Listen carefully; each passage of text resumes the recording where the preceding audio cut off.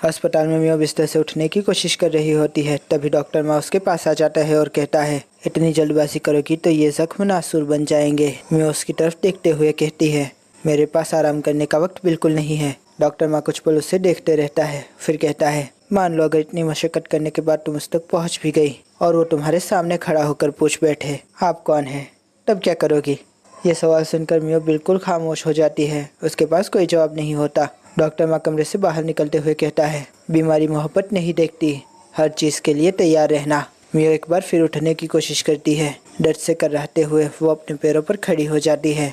एक पल के लिए उसके चेहरे पर हल्की मुस्कान आती है, लेकिन अगले ही पल वो मुस्कान मायूसी में बदल जाती है। वो धीमे से खुद से कहती है, क्या वो मुझे भी भूल सकता है? और कमरा एक बार फिर गहरी खामोशी में डूब जाता है। दूसरी तरफ मिड सिटी पुलिस स्टेशन के अंदर ऑफिसर ली एक हैकर के साथ खड़े होते हैं। हैकर बेबसी से कहता है, सर इस चाबी को खोलना मेरे बस की बात नहीं। ऑफिसर ली शांत लहजे में कहते हैं, मायूसी की बात मत करो, डिपार्टमेंट ने एक हैकर को बुलाया है, शायद वो इसे खोल सके। उधर पुलिस स्टेशन के बाहर गावशन और जी होते हैं। गावशन जी को सावधान करते हुए कहता है, संभल कर जाना, पुलिस स्टेशन के अंदर कोई तमाशा नहीं करना। जी तभी उसे मुस्कुराते हुए कहता है, फिक्र मत कीजिए, मैंने सारी जानकारी निकाल ली है, चाबी साइबर रूम के अंदर ही है। अगले ही पल वो साइबर सेल ऑफिसर की वर्दी पहनकर पुलिस स्टेशन के अंदर जाने लगता है। इधर अस्पताल में शिशु अपने हाथों से शिंजी को खाना खिला रही होती है। खाना खाते खाते शिंजी कहता है, मुझे लगता है तुम्हें अपने बाबा के साथ जाना चाहिए था। शिशु तुरंत सिर हिला देती है, हरगिज नहीं, तुम अभी पूरी तरह से ठीक नहीं हुए हो और मेरे जख्म भी हरे हैं। शिंजी तभी कहता है, लेकिन तुम्हारी वजह से वो सिक्योरिटी भी नहीं लेकर गए, अगर रास्ते में शी ने उनके ऊपर हमला कर दिया तो? शिशु हल्का सा मुस्कुराती है, शी को कौन ही बताएगा भला, मैंने सारे गद्दारों को ठिकाने लगा दिया है। शिंजी तभी कहता है, गद्दारों का क्या है, वो कहीं भी कभी भी पैदा हो जाते हैं और सबसे बड़ा हमला तभी होता है जब उसकी बिल्कुल उम्मीद नहीं होती। ये सुनते ही शिशु के चेहरे की मुस्कान गायब हो जाती है। उसे टापू के ऊपर हुआ हमला याद आ जाता है। वो तुरंत अपने एक आदमी को बुलाकर कहती है, अपनी आधी फोर्स लेकर बाबा के पास जाओ। लेकिन शिंजी फिर कहता है, मुझे लगता है तुम्हें पूरी फोर्स लेकर खुद जाना चाहिए, मेरी परवाह मत करो, बस कुछ घंटों की ही तो बात है। शिशु उसके माथे पर प्यार से हाथ फेरती हुई कहती है, नहीं, तुम्हारे पास भी किसी का होना जरूरी है। शिंजी मुंह बनाकर कहता है, तुम्हें मुझ पर भरोसा ही नहीं, तुम सोचती हो कि मैं यहाँ से भाग जाऊंगा। शिशु घबराकर तुरंत जवाब देती है, ऐसी बात नहीं है, मुझे बस मियो की फिक्र है, उसका कोई भरोसा नहीं, पता नहीं उसके दिमाग में क्या चल रहा हो। शिंजी हल्की मुस्कान के साथ कहता है, ये सिर्फ एक बात है, सच यह है कि तुम्हें मुझ पर भरोसा नहीं है। शिशु से मनाने की कुछ कोशिश ही करने लगती है, लेकिन तभी वहाँ पर नर्स आ जाती है। मरीज के आराम करने का समय हो गया, आप प्लीज बाहर जाएं। शिशु शिंजी की तरफ देखते हुए मुस्कुराती है, तुम सो जाओ, बाद में बात करेंगे। इतना कहकर वो वहाँ से चली जाती है। शिंजी बिस्तर पर लेट जाता है, उसकी बेचैनी साफ नजर आ रही होती है। नर्स उसे आराम करने का कहती है। वो मजबूरी में आंखें बंद कर लेता है, लेकिन उसके मन में सिर्फ एक ही सवाल घूम रहा होता है, इतने सारे गार्ड्स के बीच आखिरकार मियो उसे निकालेगी तो निकालेगी कैसे। हम देखते हैं कि डॉक्टर माँ अस्पताल के अंदर चारों ओर घूम घूम कर सुरक्षा व्यवस्था का जायजा ले रहा होता है। उसके कान में लगा ब्लूटूथ उसे मियो और शी से जोड़े हुए होता है। यहाँ बहुत सारे गार्ड्स हैं, शिंजी को यहाँ से बगैर लड़ाई के नहीं निकाला जा सकता। मियो बिना एक पल गवाही कहती है, नहीं, शिंजी को वहाँ से बिना लड़ाई के ही निकालना होगा। उसी वक्त अस्पताल के मुख्य द्वार के सामने शिशु गुजरती है। मैंने आधे लोग आपकी मदद के लिए भेज दिए हैं। डॉक्टर माउस को देखकर ब्लूटूथ पर कहता है, शिशु यही है। मियो शांत आवाज में कहती है, मुझे पहले से पता था, वो शिंजी को छोड़कर कहीं नहीं जाने वाली। उधर मिड सिटी पुलिस स्टेशन के साइबर रूम में ऑफिसर ली और एक हैकर चाबी को खोलने की कोशिश कर रहे होते हैं। तभी दरवाज़ा खुलता है। साइबर सेल की वर्दी में जी अंदर आता है। उसे देख ऑफिसर ली कहते हैं, तो आप ही है वो हैकर? जी सिर हिलाकर जवाब देता है, जी हाँ। उसकी नज़र तुरंत कंप्यूटर से जुड़ी डिजिटल चाबी पर पड़ती है। ऑफिसर ली कहते हैं, मैं ऑफिसर ली हूँ, आपको इस चाबी को खोलना है। जी शांत आवाज़ में कहता है, बिल्कुल। वो कंप्यूटर के सामने बैठकर तेज़ी से कुछ कमांड देने लगता है। कुछ देर बाद वो कहता है, मुझे लगता है कि इसे खोलने में बहुत ज़्यादा मुश्किल होने वाली है। तभी एक पुलिस अधिकारी कमरे में आता है। सर ज़रा बाहर आइएगा। ऑफिसर ली उसके साथ बाहर चले जाते हैं। जैसे उनके कदम कमरे के बाहर पड़ते हैं, जी दूसरे हैकर से कहता है, क्या तुम्हारे पास टाइप सी चार्जर है? मैं अपना चार्जर घर भुलाया। दूसरा हैकर अपना बैग खोलने के लिए पीछे मुड़ता है। बस उसी पल का फ़ायदा उठाकर जी अपनी जेब से एक नई चाबी निकालता है और उसे उससे बदल देता है। उधर बाहर ऑफिसर ली के सामने दो लोग खड़े होते हैं। दूसरा अधिकारी कहता है, सर ये दोनों पुलिस स्टेशन के बाहर ही मारपीट कर रहे थे।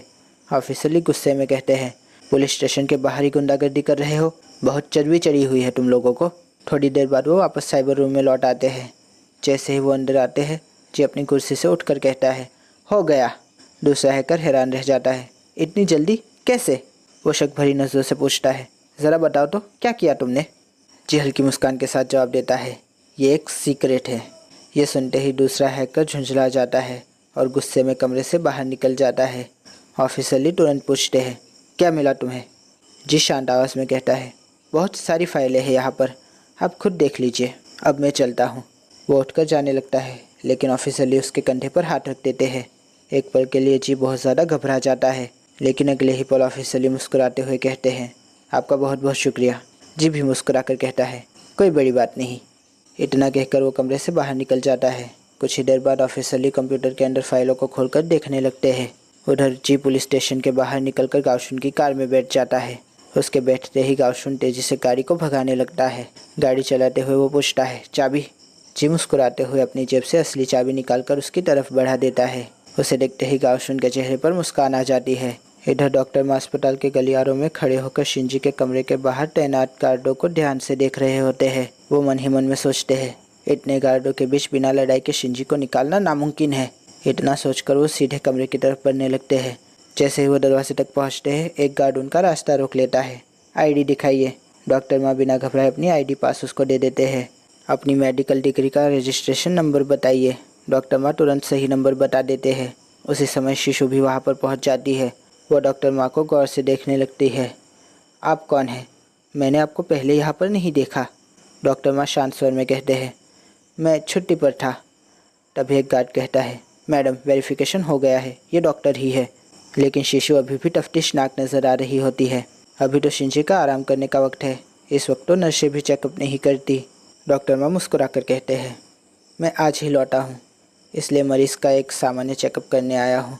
शिशु कुछ पल सोचती है, फिर धीरे आवाज़ में कहती है, बुरा मत मानिए, लेकिन मुझे पहले स्टाफ से पूछना होगा, उसके बाद आप अंदर जा सकते हैं।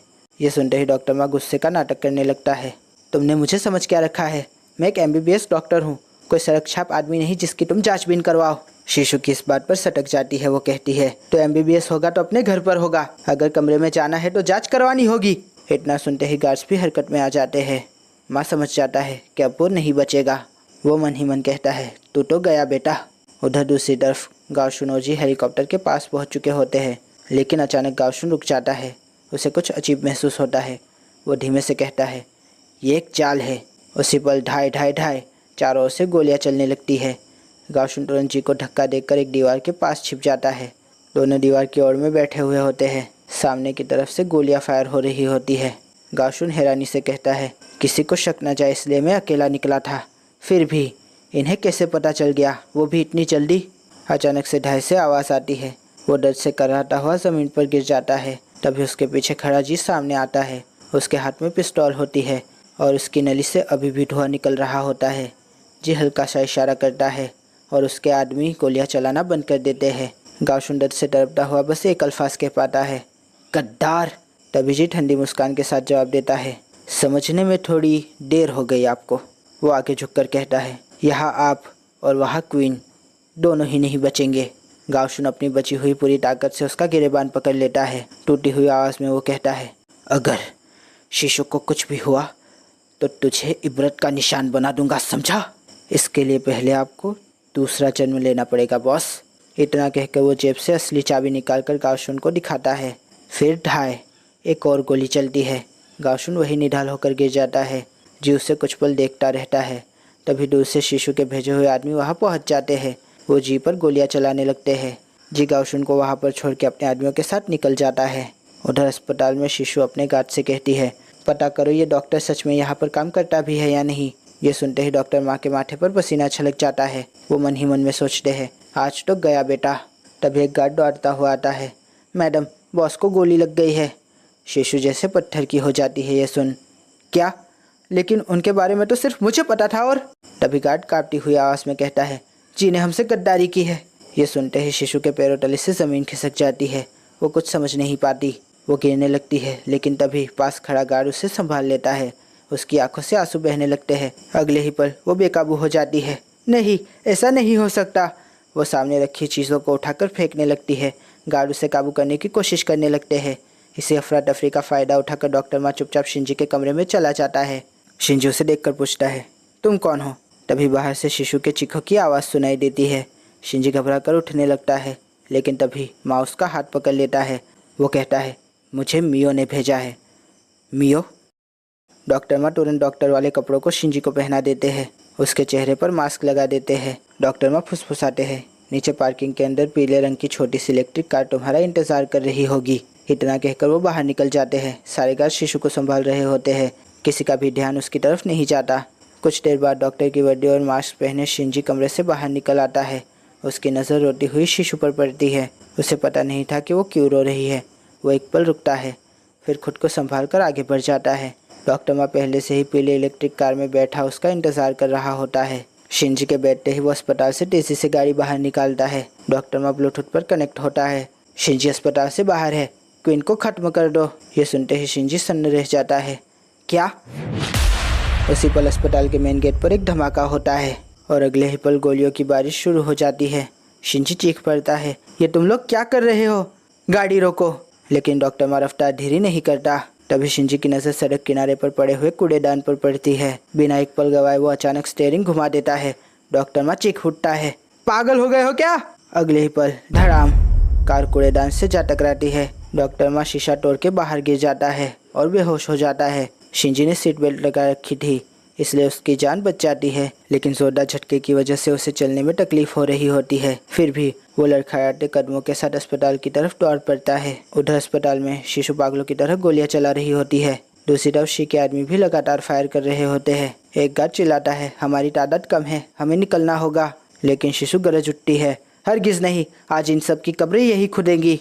फिर वो कहती है, तुम लोग शिंजी को निकालो। कुछ ही पल बाद एक गार्ड घबराता हुआ आता है, मैडम शिंजी वहाँ नहीं है।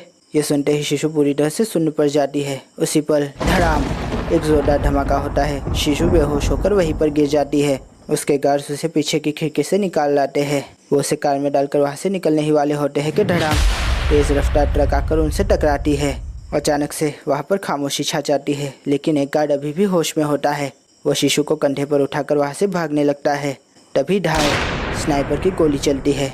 गार्ड वहीं पर ढेर हो जाता है। स्नाइपर अपने वायरलेस पर कहता है, क्वीन मेरे निशाने के बिल्कुल सामने है। तभी कोई अचानक शिशु और उसकी गोली के बीच में आ खड़ा हो जाता है। वो शिंजी था। शिहान का साफ आदेश था कि शिंजी को किसी भी कीमत पर नुकसान नहीं पहुंचना चाहिए, इसलिए स्नाइपर गोली नहीं चला पाता। शिंजी बेहोश शिशु को अपनी बाहों में उठा लेता है। कुछ ही दूर उसके गार्ड्स की एक और गाड़ी खड़ी हुई होती है। शिंजी शिशु को सीने से लगाकर गाड़ी में बैठ जाता है। कार वहाँ से तेजी से निकल जाती है। पूरे रास्ते शिंजी की नज़र अपनी गोद में बेहोश पड़ी शिशु पर ही टिकी रहती है। उसके चेहरे पर नदामत साफ नजर आ रही होती है। उधर मियो अपने सामने रखी खाली को टकटकी लगाए देख रही होती है। अगले ही पल उसके भीतर का गुस्सा फूट पड़ता है। वो पूरी थाली उठाकर दूसरी तरफ फेंक देती है पूरी ताकत से, लेकिन अगले ही पल उसका पेट दर्द करने लगता है। शिव फौरन उसके पास आता है और कहता है, बेटा खुद को संभालो। मियो गुस्से में उसकी तरफ देखती है, मैं आपकी बेटी नहीं हूँ। शी के पास इस बात का कोई जवाब नहीं होता। वो खामोश रह जाता है। मियो वही बैठी फुट फुट कर रोने लगती है। बार बार उसके होठों पर बस एक ही सवाल था, क्यों क्यों शिंजी? सब कुछ तो ठीक हो गया था, फिर क्यों? दूसरी तरफ अस्पताल में ऑपरेशन थिएटर का दरवाज़ा खुलता है। डॉक्टर बाहर निकलकर शिशु के सामने रुकता है। गोली इनके दिल को चीर कर निकल चुकी थी। इनके पास अब ज़्यादा वक्त नहीं है। इतना कहकर डॉक्टर वहाँ से चला जाता है। शिशु जैसे पत्थर बन चुकी थी। उसके चेहरे पर कोई भाव नहीं था। कुछ पल बाद वह कमरे के अंदर जाती है। गाशुन अभी भी जिंदा था, लेकिन उसकी सांसें टूट रही थी। शिशु बस अपने पिता को देखती रह जाती है। गाशुन टूटी हुई आवाज़ में कहता है, तुम्हारी गलती नहीं है। कोई बात नहीं बेटा, ये एक ना एक दिन तो होना ही था ना। वह हल्की मुस्कान लाने की कोशिश करता है। तुम्हारी माँ जिस दिन तुम्हें मेरी गोद में रखकर चली गई थी, मैंने उस दिन एक वादा किया था उससे, जब तक मैं जिंदा हूँ तुम्हें कुछ नहीं होने दूंगा। शिशु कांपते हाथों से अपने पिता का माथा सहलाने लगती है। देखो, अब तुम्हें मुझसे एक वादा करना है, मेरे बाद हिम्मत रखनी है, एक खुशहाल जिंदगी जीनी है तुम्हें। शिशु उसका हाथ उठाकर अपने गाल से लगा लेती है।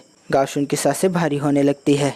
तुम्हारा बाप तुम्हारे साथ नहीं होगा, खुद की हिफाजत करनी है तुम्हें। शिशु बस अपने पिता की खुली आंखें देख रह जाती है। डॉक्टर आगे बढ़कर धीरे से उसकी आंखें बंद करता है। कुछ देर बाद शिशु कमरे से बाहर निकलती है। बाहर शिंजी खड़ा उसका इंतज़ार कर रहा होता है। दोनों आमने सामने खड़े हो जाते हैं। शिशु धीमी मगर कांपती आवाज़ में कहती है, मैंने कहा था प्यार का नाटक मत करना, बर्दाश्त नहीं कर पाऊंगी। शिशु, नाम मत लो मेरा। उसकी चीख पूरे गलियारे में गूंज उठती है। कुछ पल तक दोनों के बीच सन्नाटा छा जाता है। फिर शिशु टूटे हुए आवाज़ में कहती है, तुम वो इंसान ही नहीं हो जिससे मैंने मोहब्बत की थी। इतना कहकर वो पिस्तौल निकालकर शिंजी के माथे पर रख देती है, लेकिन जैसे उसकी उंगली ट्रिगर पर जाती है उसे अपना बचपन याद आ जाता है। दोनों की उम्र तब सिर्फ 10 साल थी। शिशु रो रही थी। शिंजी उसके पास आकर पूछता है, क्या हुआ? रोते हुए शिशु सामने इशारा करती है, किसी ने बेचारी का पैर तोड़ दिया। शिंजी देखता है कि एक घायल बिल्ली ज़मीन पर पड़ी है जिसके पैर पर शिशु ने खुद पत्ती की हुई होती है। वह कुछ नहीं कहता, बस प्यार से शिशु के सर पर हाथ फेरने लगता है। डूबते हुए सूरज की लाल रोशनी दोनों की छोटी सी परछाई के एकदम साथ दिखाई दे रही होती है। शिशु लगातार रो रही होती है और शिंजी उसे चुप करा रहा होता है। याद खत्म हो जाती है। कहानी फिर हाल में लौट आती है। पिस्तौल अभी भी शिंजी के माथे पर टिकी हुई थी। अचानक शिंजी जोर जोर से हंसने लगता है। शिशु की आंखों में अब भी कोई बदलाव नहीं था। शिंजी कहता है, क्या हुआ शिशु, चलाओ ना गोली। शिशु पूरी ताकत से उसे घूर रही होती है, लेकिन ट्रिगर दबा नहीं पा रही होती। शिंजी की आवाज़ भारी हो जाती है, आज जब तुम्हारे पिता मारे गए तो तुम्हें बहुत दुख हो रहा है ना, लेकिन जिन लोगों को तुम लोगों ने मारा उनका क्या? जिनकी ज़िंदगी छीनी, क्या उनके परिवार नहीं थे? वह आगे बढ़ के कहता है, याददाश्त भी बड़ी अजीब चीज़ होती है। फिर उसकी आंखें सीधे शिशु की आंखों में उतर जाती है। भूल गई या याद दिलाओ तुम्हें कि किस तरह से मियो को मारने का ऑर्डर दिया था तुमने? क्या कहा तुमने? मैं वो इंसान नहीं हूँ। सच कड़वा होता है और सच ये है कि तुम अब वो शिशु नहीं रही। वो चिल्लाकर बंदूक आसमान में उठा देती है और गोली चला देती है। चले जाओ, तुम उसी मियो के लायक हो, दफा हो जाओ धोखेबाज, नफरत करती हूँ मैं तुमसे, नफरत। इतना कहते ही वह घुटनों के बल गिर पड़ती है और फूट फूट कर रोने लगती है। शिंजी चुपचाप मुड़कर वहाँ से जाने लगता है, लेकिन कुछ ही कदम चलने के बाद उसके पैर अपने आप रुक जाते हैं। वह पीछे मुड़कर देखने लगता है। शिशु बहुत ज़्यादा रो रही होती है। उसने अपना चेहरा बाहर से छुपाया हुआ होता है। अगले ही पल शिंजी वापस उसकी ओर लौट जाता है। वह उसके सामने घुटनों के बल बैठ जाता है। शिशु को पता भी नहीं चलता कि वो लौट आया है। तभी शिंजी उसे अपनी बाहों में भर लेता है। शिशु चौंक जाती है। वो उसे धक्का देने लगती है, हाथ पैर मारने लगती है, लेकिन शिंजी उसे नहीं छोड़ता। कुछ ही पलों बाद शिशु की सारी ताकत जवाब दे देती है। उसकी बाहें भी शिंजी की बाहों को पकड़ लेती है और देखते ही देखते वो उसके सीने से लिपट कर फूट फूट कर रोने लगती है। दोनों एक दूसरे को कसकर गले लगा लेते हैं। शिशु का गुस्सा उसकी आंखों से गिरते हर आंसू के साथ पिघलने लगता है और उनकी जगह फिर से मोहब्बत जन्म लेने लगती है। दोनों के बीच कई सेकंड तक कोई भी बात शुरू नहीं हुई। सिर्फ दोनों की नज़रें एक दूसरे को परख रही थी। आखिरकार शी ने रात की चुप्पी को तोड़ते हुए उससे कहा, उम्मीद है कोई ज़रूरी बात होगी, क्योंकि जो लोग मेरा वक्त बर्बाद करते हैं उनके पास वक्त नहीं रहता बर्बाद करने के लिए। फिर जी हल्का सा मुस्कुराया इस बात पर। उसने आराम से कुर्सी पर पीठ टिकाई और बोला, मुझे भी अपना वक्त बर्बाद करना बिल्कुल पसंद नहीं, इसलिए मैं सीधे मुद्दे पर आता हूँ। मेरे पास आपके लिए एक ऑफ़र है। जी ने मेज़ पर रखी अपनी उंगलियों को हल्की सी ठपकी दी और मुस्कुराकर बोला, मेरे पास चाबी है। शी के चेहरे पर ज़रा सा भी बदलाव नहीं आया, मानो उसे पहले से ही ये सब कुछ मालूम था। मुझे पता है, हमारी डील के मुताबिक तुम्हें चाबी मिलनी थी और हमें शिंजी, लेकिन सौदा पूरा नहीं हो पाया। बिल्कुल सही, लेकिन आज मैं एक ऐसा सौदा लेकर आया हूँ जिसको सुनते ही आपको अधूरे सौदे का गम नहीं रहेगा। कुछ लम्हों तक वो शी को देखता रहा, फिर धीमी आवाज़ में बोला, क्या आपने कभी सोचा है कि जब मियो पूरी तरह से टूट चुकी थी तब उसने फ़ोन सिर्फ मुझे क्यों किया? शी ये सुनते ही कुछ पल खामोश रहा और फिर बोला, क्यों? जी की मुस्कान और भी गहरी हो गई, क्योंकि मैं समझता हूँ और वो मुझे समझती है। हमारी ज़िंदगी अलग रही होगी, लेकिन हमारा दर्द एक जैसा है। जी की आवाज़ में दर्द था, लेकिन उस दर्द के पीछे की चालाकी कोई भी नज़रअंदाज नहीं कर सकता था। आज भी मुझे वो दिन याद है जब गाशुन पहली बार उसे मेरे पास लेकर आया था। हमने 60 ट्रेनिंग की, 60 लड़े, 60 गिरे और 60 ही बड़े हुए। उसने उसे बीच में रोकते हुए कहा, सीधे मुद्दे पर आओ, डील क्या है? जी हल्का सा हंसा। उसे समझ आ गया था कि शी भावनाओं को नहीं, सिर्फ नतीजों को देखता है। वो भी धीरे से आगे झुक गया और बोला, मैं आपको आपके दुश्मनों की पूरी ताकत दे सकता हूँ, सिर्फ चाबी ही नहीं बल्कि उनके पूरे नेटवर्क की जानकारी। बदले में मुझे सिर्फ एक छोटी सी चीज़ चाहिए आपसे। शी ने पूछा। और वो छोटी सी चीज़ क्या है? उसने गहरी सांस ली, फिर बिना किसी झिकझिकाहट बोला, मुझे मियो चाहिए। शी ने बिल्कुल सपाट आवाज़ में कहा। लेकिन मियो शिंजी से प्यार करती है। जी ने तुरंत जवाब दिया, नहीं, वो प्यार नहीं है, वो सिर्फ उसकी मासूमियत है। शिंजी ने 2 मीठी बातें क्या कर दी, वो उसकी हो गई। आप जानते हैं शिंजी कभी भी मियो के लायक था ही नहीं। शी ने कोई जवाब नहीं दिया। वो कुछ लम्हों के लिए जी को देखता रहा, फिर धीरे से अपनी कुर्सी से उठ गया। जी भी उम्मीद भरी नजरों से उसकी तरफ देखने लगा। तुम्हारे ऑफर के लिए शुक्रिया। जी के चेहरे पर हल्की सी मुस्कान आ गई ये सुन। लेकिन मेरी बेटी कोई सामान नहीं है जिसे मैं किसी सौदे में किसी एरे गहरे को दे दूं। जी के चेहरे की मुस्कान उसी पल गायब हो गई। उसने तुरंत कहा, आप गलत समझ रहे हैं। मैं उससे खरीदना नहीं चाहता, मैं उससे शादी करूंगा, उसे रानी बना कर रखूंगा। उसने जी के कंधे पर हाथ रख दिया। सॉरी। जी उसकी तरफ देखने लगा।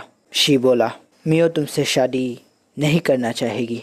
एक पल रुककर उसने आगे कहा, और जहाँ तक उसे रानी बनाकर रखने की बात है, उसकी औकात तुम्हारे पास नहीं है। ये अल्फाज किसी तलवार की तरह उसके सीने को चीर गए। जी के चेहरे की नसें तन गई। शी अपना हाथ उसके कंधे से उठाते हुए बाहर की तरफ चल दिया। दरवाजे तक पहुँच के वो बिना पीछे मुड़े बोला, दोबारा मेरे सामने मत आना। मैं नहीं चाहता कि बिना वजह किसी की मौत हो जाए। इतना कह के वो वहाँ से निकल गया। गाशुन के अंतिम संस्कार को कुछ ही वक्त हुआ था। कमरे में सन्नाटा पसरा था।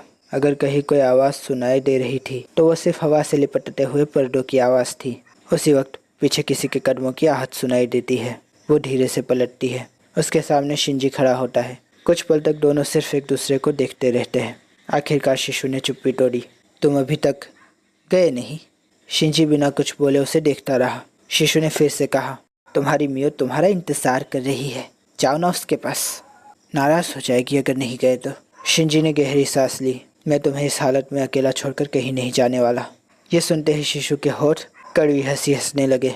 वो धीरे धीरे उसकी तरफ बढ़ी। वाह, जिस इंसान ने मुझे अपाहिज कर दिया वही मेरी बैसाखी बन रहा है, क्या बात है। शिंजी तुरंत बोला, मुझे सच में नहीं पता था कि वो लोग तुम्हारे बाबा को। मेरा इरादा सिर्फ यहाँ से निकलने का था, तो निकल जाओ। उसकी आवाज़ अचानक पूरे कमरे में गूंज उठी। उसने धीमी आवाज़ में कहा, मुझसे गलती हो गई, लेकिन बताओ ऐसा क्या करूं कि मुझे माफ़ कर दो तुम। ये सुनते ही शिशु की आंखें भर आई। उसने कुछ पल तक शिंजी को देखा, फिर उसके होठ कांपे। माफ़ी?